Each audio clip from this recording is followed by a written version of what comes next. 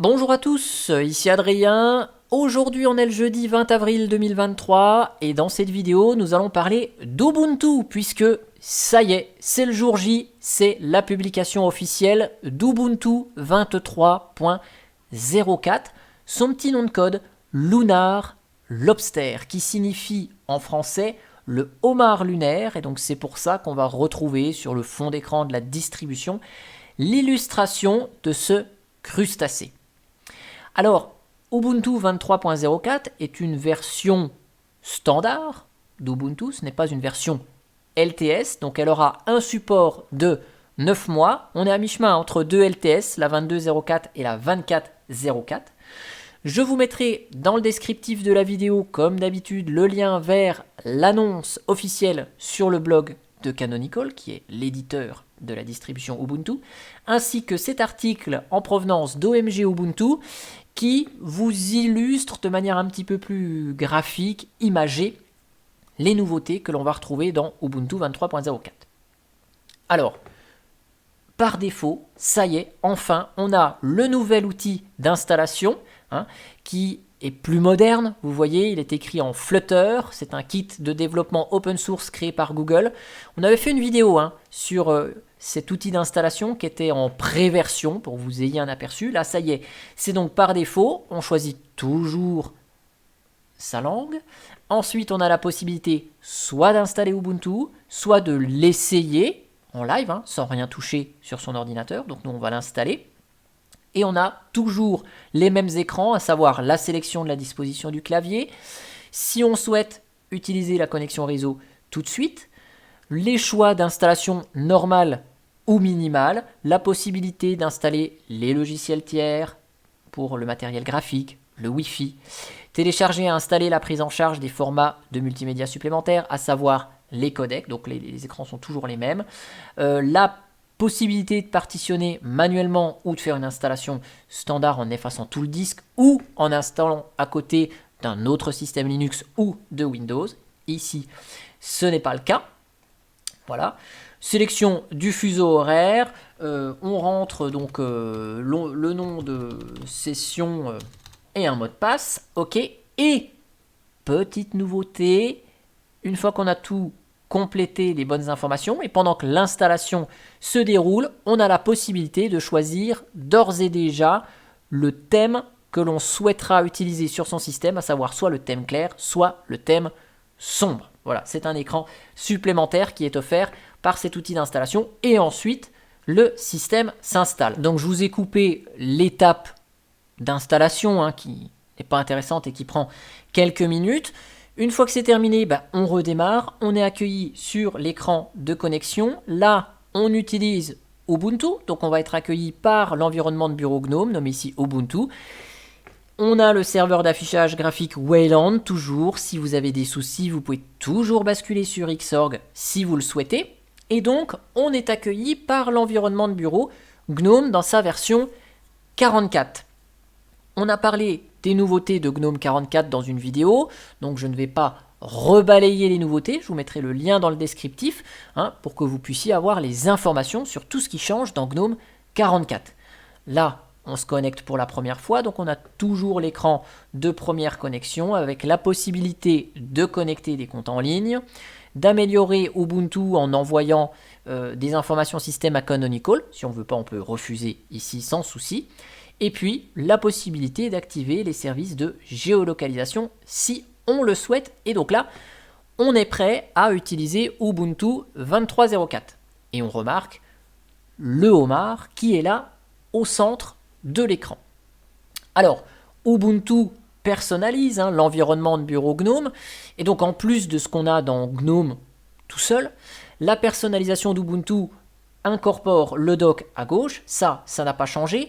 Sauf que dans cette version 23.04 ici d'Ubuntu, on va avoir les notifications non lues qui vont s'afficher en haut à droite de l'icône. Donc là, imaginons j'ai 3 mails reçus dans Thunderbird qui est livré ici par défaut, on aura un petit 3 qui s'affiche ici. Donc ça, c'est toujours bon à prendre. On a également les icônes sur le bureau qui sont activées via une extension GNOME. Donc ça, c'est une modification opérée par Ubuntu. Et dans le panneau de configuration de GNOME, donc là, vous voyez que mon thème sombre, c'est bien appliqué, hein, sans faire aucune modification. Dans le panneau de paramètres de GNOME, on a la section bureau Ubuntu, qui est là en plus, qui permet donc la gestion des icônes sur le bureau. Donc, les options de l'extension sont directement intégrées dans le panneau de configuration et on va pouvoir paramétrer le dock en le masquant automatiquement, en le mettant plus gros, plus petit. Enfin, vous avez la possibilité de configurer le comportement du dock ici directement dans les paramétrages de GNOME. Et dans la section apparence, il y a un petit truc en plus par rapport à ce que vous avez vu dans la vidéo sur GNOME 44, c'est la possibilité de changer la prédominance de la couleur. Par défaut, Ubuntu, c'est du orange, mais si vous préférez par exemple le vert ou le bleu, voilà, vous pouvez changer la prédominance et donc ça va changer les contours, les sélections des menus, des options et des surbrillances des éléments. Voilà, donc vous avez la possibilité de changer cela. Alors ici, on parle bien sûr de l'environnement de bureau GNOME, mais vous savez, Ubuntu possède plusieurs variantes. Vous avez Kubuntu, et donc dans Kubuntu, vous aurez l'environnement de bureau KDE. KDE Plasma est en version 5.27 avec les KDE Frameworks 5.104 et les KDE Applications en version 22.12. Donc tout ça, c'est du récent. Si vous préférez XFCE et que vous optez pour Xubuntu 23.04, eh bien c'est XFCE 4.18.2 qui vous accueillera. Ubuntu Mate vous offre Mate 1.27. L'Ubuntu vous donnera LXQt en version 1.2.1. Ubuntu Budgie vous donnera la version 10.7.1 de Budgie. Ubuntu Unity, vous savez, qui est revenu depuis la version 22.10, vous proposera Unity 7.7. Et enfin, une nouvelle saveur qui vient officiellement avec cette édition 23.04, c'est la Ubuntu Cinnamon qui vous proposera l'environnement de bureau Cinnamon, comme son nom l'indique, dans sa version 5.6. Dans les composants sous le capot qui permettent de faire fonctionner Ubuntu et tout ça, on va retrouver le noyau 6.2, donc dernier noyau en date. Pour la bibliothèque graphique, c'est Mesa 23. Le son est géré par Pipewire dans sa version 0.3.65, donc c'est du tout récent. On a bien sûr Wayland au niveau de l'affichage. Et pour celles et ceux qui ont une carte Nvidia, vous aurez les pilotes 525 de Nvidia contre le 515 sur la version 22.04 LTS. Au niveau des applications, le navigateur web, c'est toujours Firefox par défaut, qui est toujours livré sous forme de Snap, Firefox Snap, dans sa version 111, dernière version en date, donc ça, il n'y a pas de souci.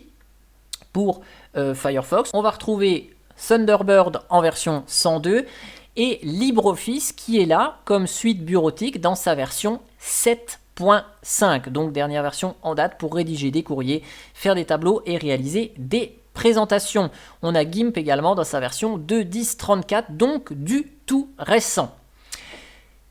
Juste pour info, si vous êtes sur Ubuntu 22.10, comme d'habitude, vous aurez la possibilité de mettre à niveau vers cette version 23.04 via le petit outil de mise à jour qui vous dira qu'il y a une nouvelle version d'Ubuntu disponible. Et juste avant de se quitter, je voudrais vous parler d'une introduction qui se fait dans Ubuntu 23.04 qui est l'ajout d'une nouvelle image qui est l'image mini ISO. Alors je vous montre ici, je l'ai récupéré. Donc comme son nom l'indique, mini ISO, c'est une nouvelle image ISO qui est très légère, qui pèse une centaine de mégas. Et donc ici, quand on démarre sur la mini ISO, celle-ci va nous permettre d'afficher un petit menu léger, vous allez voir, il va se charger, où on va pouvoir choisir l'image d'Ubuntu que l'on souhaite télécharger et installer. Vous allez voir, hop, tac, le menu, il arrive. Donc là, au boot, on va pouvoir sélectionner l'image. Donc là, dans les 100 mégas, on n'a que ce mini système embarqué. Et si vous voulez, si là je choisis par exemple Ubuntu Desktop 23.04,